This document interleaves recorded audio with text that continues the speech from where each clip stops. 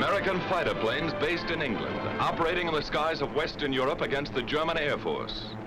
This is the P-47, the Thunderbolt, a fast, tough, high-altitude fighter with a dive like its name and an 8-gun blast in its wings. Here is the Lightning, the P-38, master of the air in many theaters of war. The long range and concentrated firepower of this great fighter counted in Western Europe, too. The Mustang, the P-51, longest range fighter in the world. Speed, fast climb, quick dive, tight turn. A fighter pilot's dream. Into these three great fighters, America poured its genius, its millions of man-hours of labor, its faith in victory against the Luftwaffe. And in their single cockpits, it placed its carefully chosen sons, trained to a fighting edge, trained as never before. Here is their report, catch as catch could by their own gun cameras in the instant of action, and delivered in return for your toil and your treasure and your high hopes.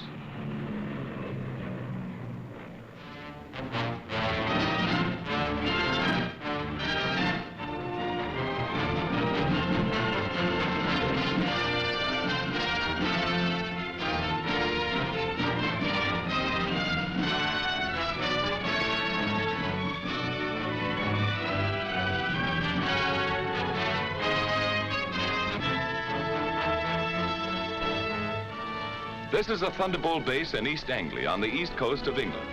One of many such bases from which our fighter planes swarmed up into the far red yonder of battle to the east.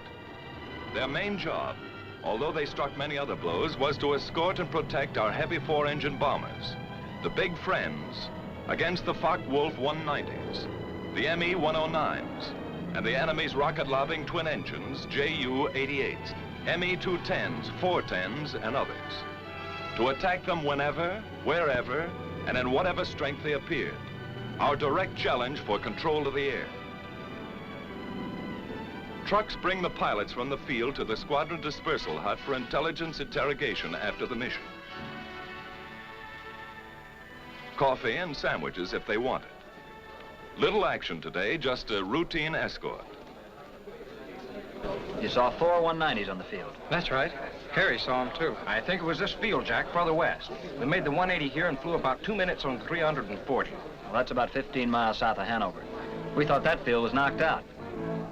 They seem like ordinary American boys, but look a little closer.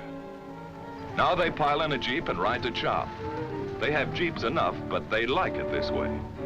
They kid a lot, high-spirited. And later they relax and enjoy the not too frequent sunlight. Unless some joker is present, and he usually is.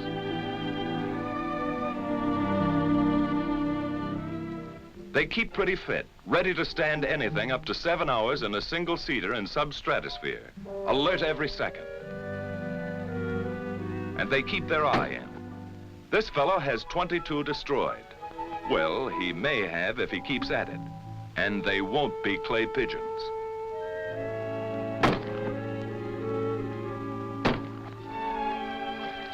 The old swimming hole is the same in England as at home. They had a beautiful summer in England that day. Little aquatic practice won't hurt either. They may have to make a high dive with chute and become a channel swimmer almost any time. Of course, it gives their airborne pals a fine chance to practice low flying a bit.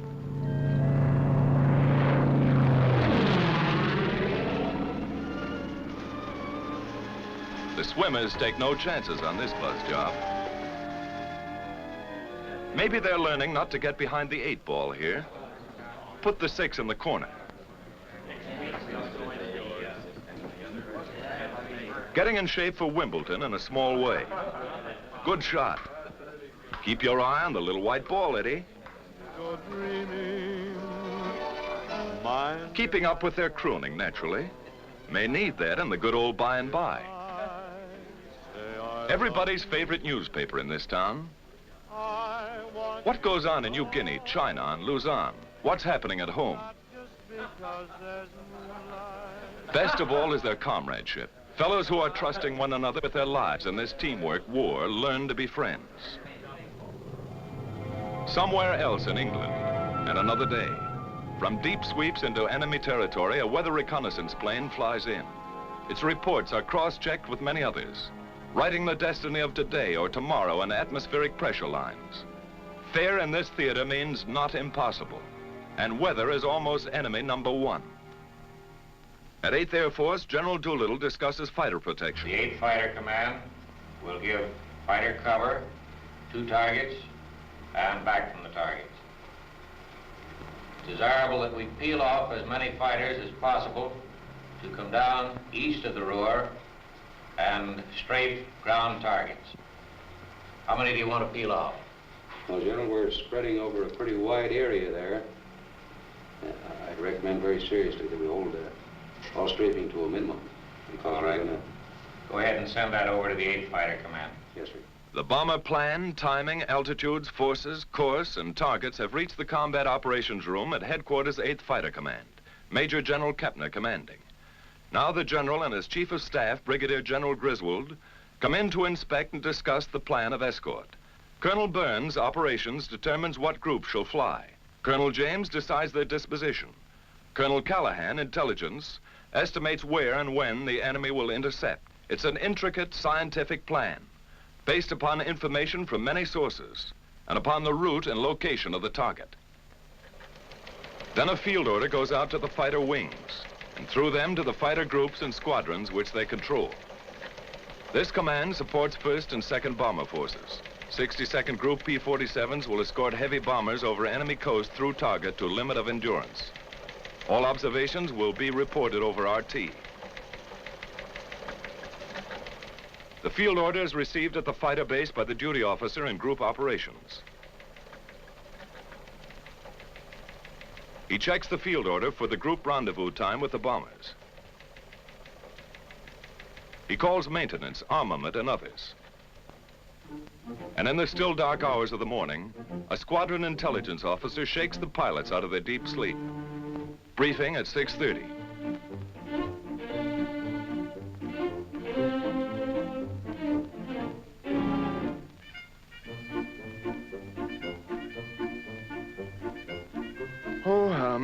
Why can't they fight the war at a reasonable hour?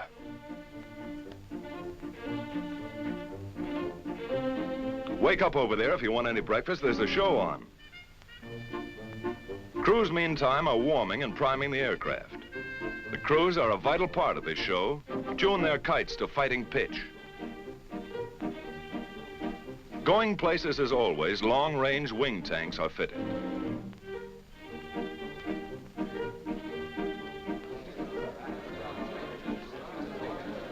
Now briefing and everybody present. The colonel comes in. These fellows are veterans of many missions, so he gives them the essentials without ceremony. Okay, boys, today we're going to escort 10 boxes of bombers, 36 ships to each wing. We're on the front end of the 1st Task Force, picking them up in the Mannheim area, around the target, about 20 miles east of Mannheim, at which time we will proceed up to the aerodromes north of Frankfurt, where we will strafe. Now today, I want to use the same system we used the other day. That is, dividing the field up into sections, one squadron only on the field at one time. When the ammunition is expended from that squadron, you'll move up and let the other top cover squadron come down and strafe. Okay, boys, we'll start engines at 8:50, take off 8:58 to 9:06, rendezvous with the big friends 11:04, escort until 11:24, strafe until 12:16. The pilots make notes on the back or palm of their left hands. No chance of losing that little memo in a moment of excitement, or not much chance. Okay, any more questions? Intelligence? Intelligence takes over. Gentlemen, you may expect considerable enemy opposition today. The Germans have brought in some 100 single-engine fighters, chiefly 109s, some 190s, to stop the American drive across the Rhine. Watch your flank at the Rhine River, at Mannheim, and particularly in the Frankfurt area. Now, after you break escort, There are 4 aerodromes which we've marked in red pins. You're free to strafe those aerodromes, but watch out for the flag. There are probably about 30 guns on each airfield. Send a flight down to silence the guns before you attempt to hit the planes on the field. Then time check. A minute is a long time for an airfighter. In 10 seconds, the time will be exactly 0658. Good luck, man.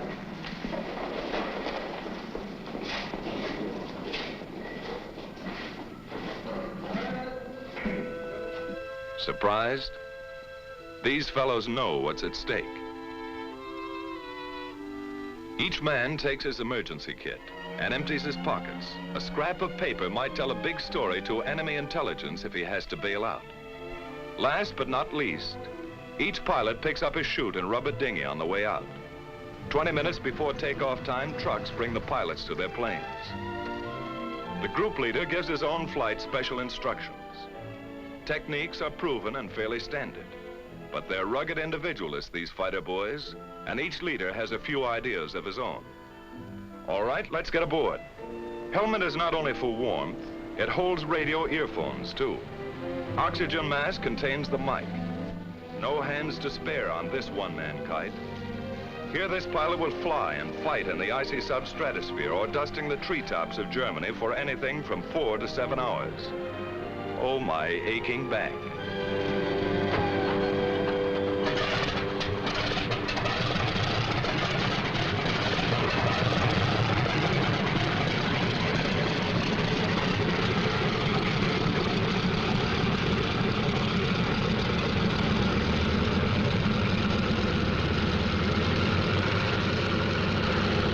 All clear? Let's go. Takeoff by 2s on the quarter minute. Element leader and his wingman. Expert takeoffs and landings are a point of pride with every squadron.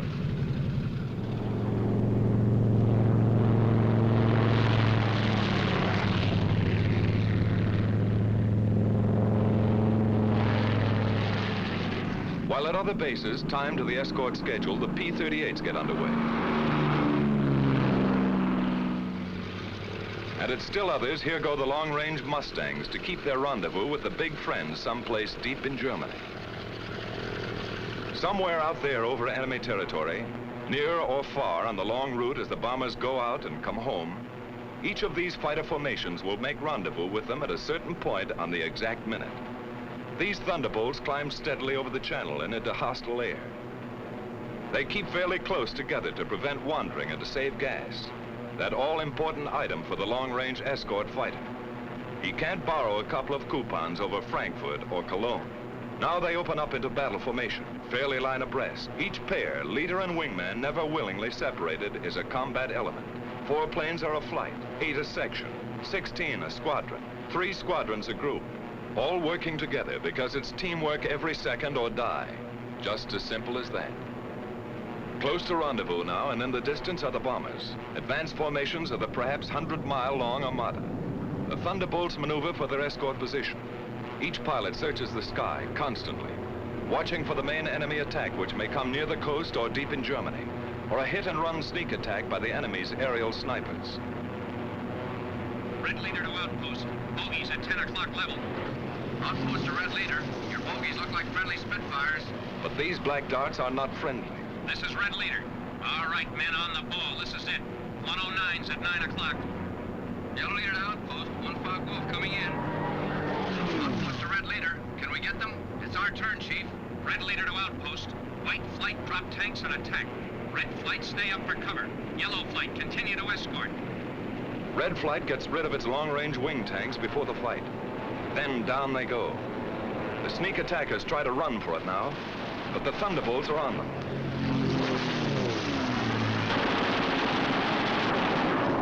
With the touch of the finger on the stick, a camera and 8 machine guns are put into action. Small cameras set on the wings make the rain. Poor pictures due to gun vibration. But you see it when it happened, as the pilot saw it.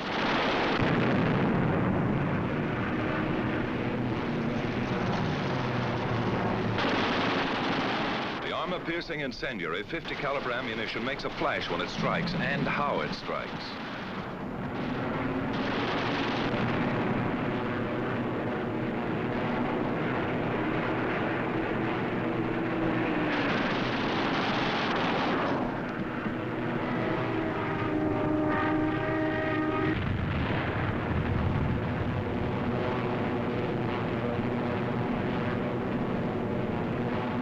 The bombers, ready with their own guns for anything that slips through, didn't need them this time. All over now, just a skirmish, part of the escort routine.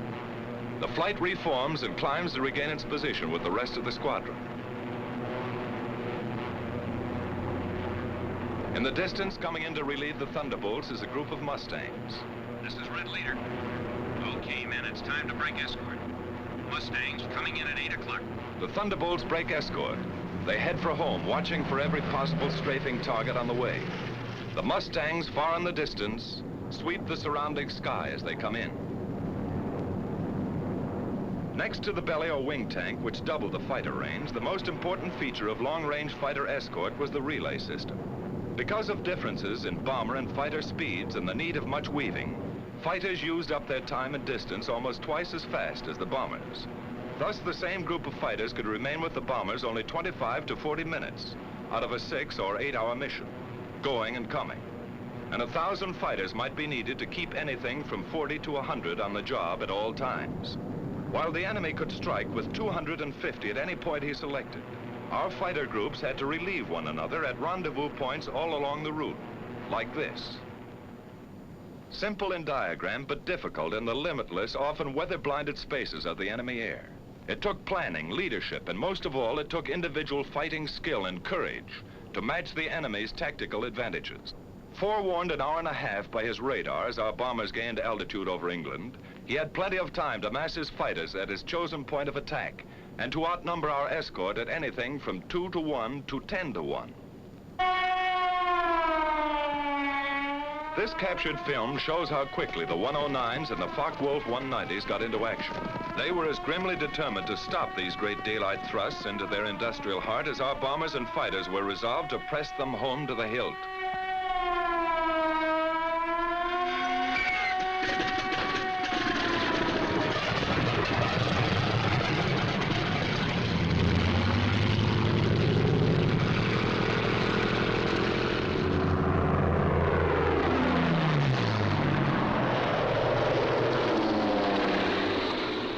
In Germany now, weaving ahead, above, below, and all around the bombers like a screen of destroyers protecting the main fleet, a group of escorting Mustangs watches every corner of the sky. They don't have long to wait.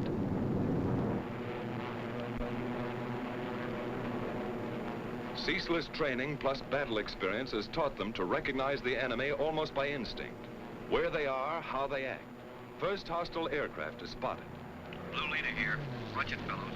109 to 10 o'clock. The enemy fighters are massing for an attack on the bombers while our pilots watch every move of their very tactics. Yellow Leader to Blue Flight. Looks like they're trying to lead us away from the bombers. Green Leader here. You're right. Here comes another. 9 o'clock. Blue Leader here. Blue Flight drop tanks. Yellow and Green Flight stay up for cover.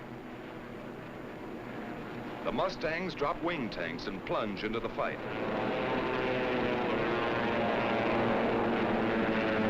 The head-on dive through the fortress's formation is a favorite. So fast sometimes and so many, our fighters cannot head all of them off. The Huns make a sneak attack on our bombers from behind. Some of them get in close, as this captured enemy gun camera film shows, and hammer our bombers with their 20 millimeters. It's punishing, but they shall pay. The Mustangs are in the thick of it, and the battle ranges all over the sky as other formations join in.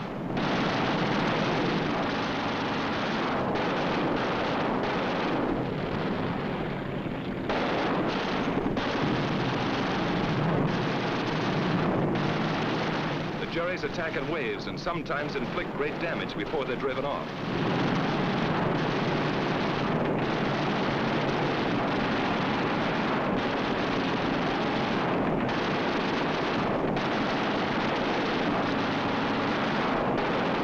The B-17 catches fire and goes down in flames.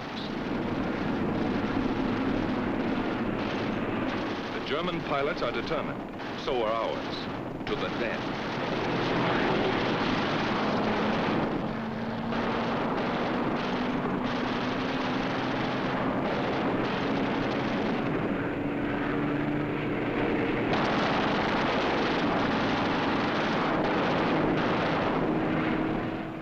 Tail shot off, but still going ahead. And still they come.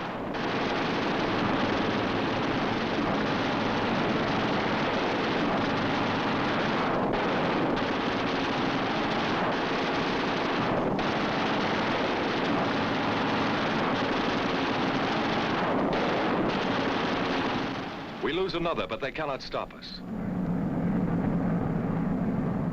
Our fighters, often heavily outnumbered, engage the enemy all over the sky. And this battle is only one of many. Day after day, month after month, Mustang, Thunderbolt, Lightning against the ME-109s and the FW-190s. Our fighters attacked, attacked, attacked. 2 into 10, 6 into 50. They broke up the enemy's mass assaults. Then his shattered flights were pounced upon and destroyed individually. Our victory column soared at the rate of 4 to 1. Great and gallant days they were. Many new aces, many empty places. Victory, victory, death, victory, victory.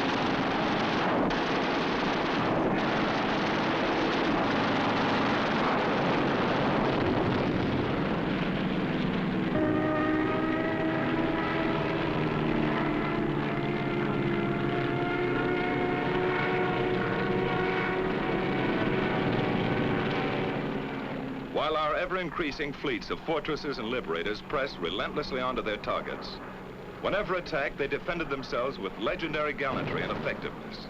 If a missed rendezvous or other misadventure, due usually to blinding weather, prevented fighter protection somewhere, they suffered heavy losses. But no American fighter ever failed them because of enemy odds, however great. Never was a mission turned back by enemy action. Our bomber and fighter losses, though strikingly less than the enemy's, were heavy. But the home front sent us more bombers and fighters, and more well-trained pilots, and our fleets grew mightier by the month. But the enemy first-line operational strength was maintained also. The great air battle of Europe was still undecided. In February 1944, there was a sudden change. Our fighters were ordered to range wider, even at some risk to the bombers, to seek the enemy instead of waiting for him, and above all, to follow him to his destruction. A gigantic fighter battle raged across the European skies with victories by our fighters alone of 60, 85, over 100 destroyed each day. The fight came down from almost invisible heights to the final decision, perhaps only a few feet above the ground. Enemy warplanes of every kind and in fantastic numbers were splashed all over the landscape of northwestern Germany and occupied Holland, Belgium, France.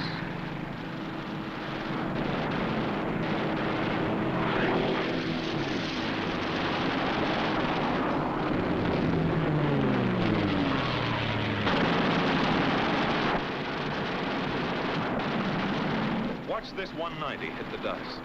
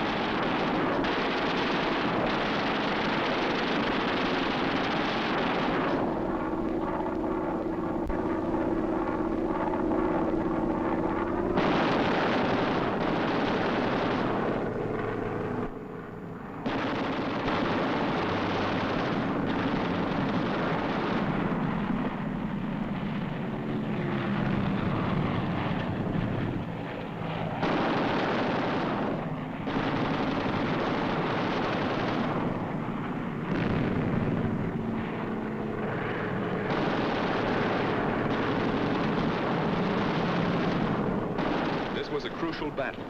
Both sides aware of the coming events, and air domination itself at stake. Once again, a better cause, better planning and leadership, better equipment, and beyond everything else, the know-how valor of our fighter pilots gave us victory.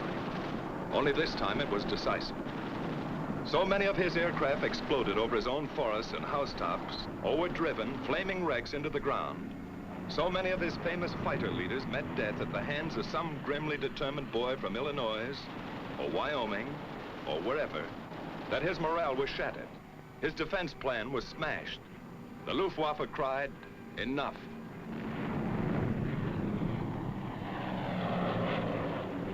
And the day arrived when a huge 8th Air Force bomber mission with full fighter escort was flown to Berlin and back in good weather without challenge by a single enemy fighter.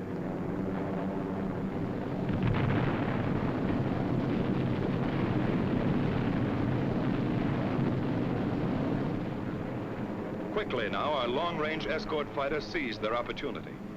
Since the enemy did not come up to fight, down they went to blast his planes to pieces and burn them on his own aerodromes all over Western Europe and the very heart of Germany. It was the most savage and devastating fighter ground attack on record. Returning from unchallenged escort duty and on many special missions, they burned his aircraft by hundreds, harried him from one airfield to another, forced on him a degree of dispersal ruinous to his efficiency. His frequently intense light flak, sheets of machine gun fire from flak towers and ground installation caused losses, heavy ones, 4 times as many as the same number of fighters would sustain in aerial combat. These are the films of the victors, and they do not show the cost.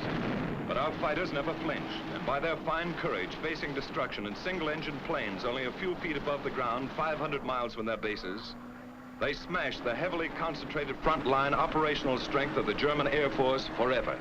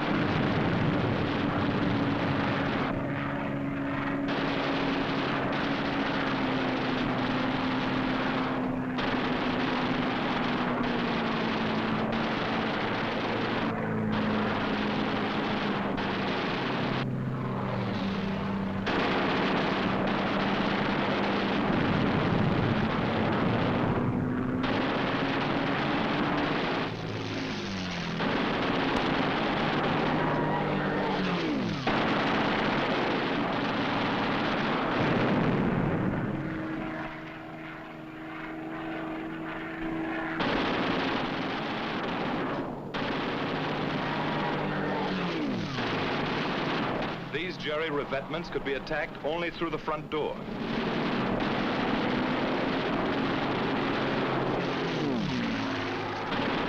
These copied Allied Invasion Day stripes failed to deceive our pilots.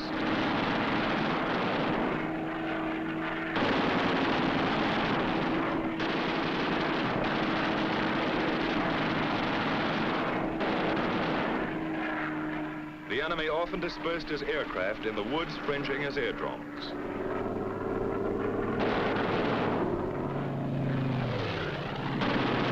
Always open season on this kind of sitting duck.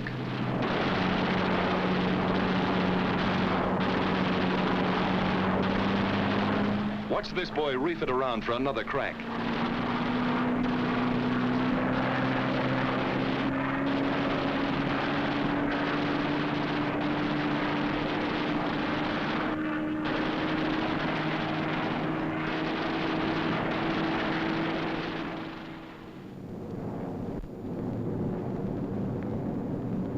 The steady, relentless bombing of Germany went on without ceasing. Against the enemy's occasional desperate efforts to intercept, we maintained fighter escort every step of the way. But the sky was ours, and another great opportunity was ours. His teeming, widespread, intricate transportation system. Feeding and supplying the great armies which he counted upon to throw our invasion forces back into the sea. Then something happened.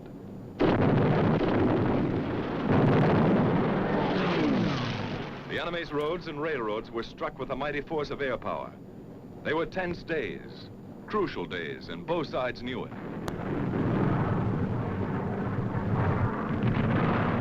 Our fighters, freed by their bitterly won victory in the air, became a dominant factor on the ground. These thunderbolts are dive bombing. They strike home. But by far the greatest, the almost paralyzing destruction they inflicted was by the burning, hard-hitting fire of their 50 caliber guns. They exploded locomotives by the thousand and burned freight cars in uncounted numbers. No train in daylight hours was safe. No marshalling yard a haven. The enemy's desperately needed rail transport system was shattered all over the map.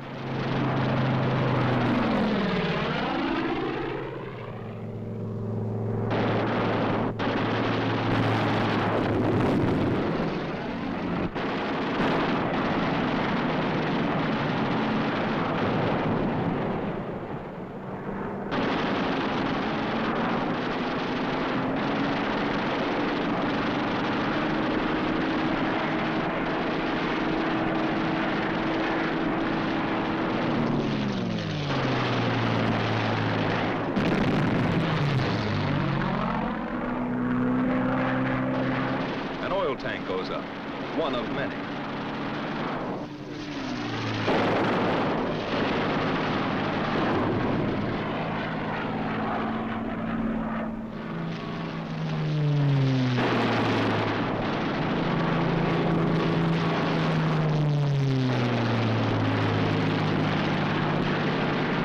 No mistaking gasoline when you hit it.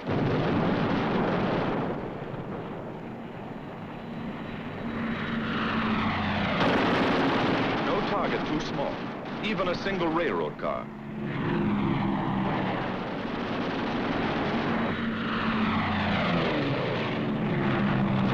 The Hun tried to hide his trains in the woods, but it did not save them.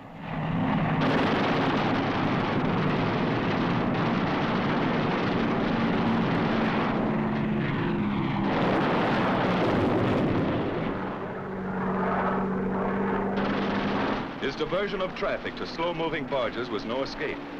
The hail of our fighter fire swept the canals.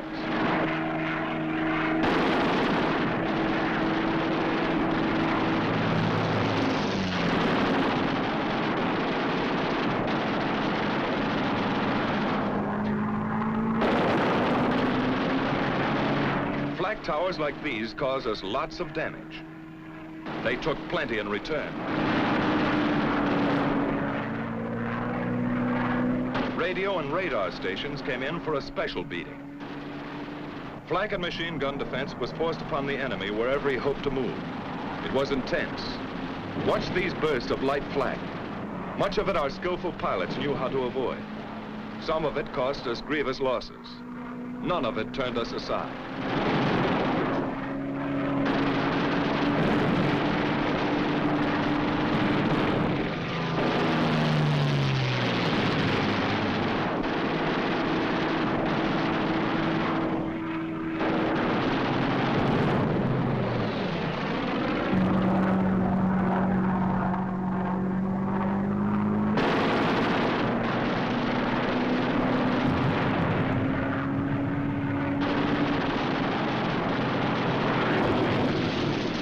enemy ammunition tried to run the gauntlet in vain.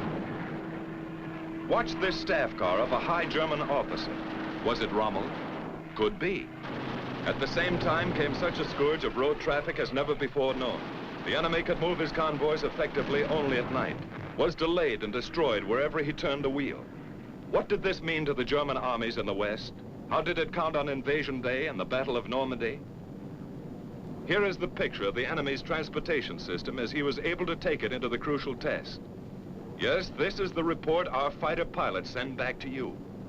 The great armadas of our bombers sailing unhindered through the enemy air. Our gallant armies driving ahead without having to keep one eye cocked over their shoulders. Their gun emplacements unobserved.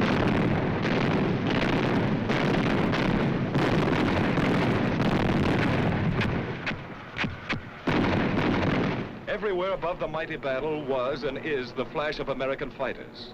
The Thunderbolt, the Lightning, the Mustang.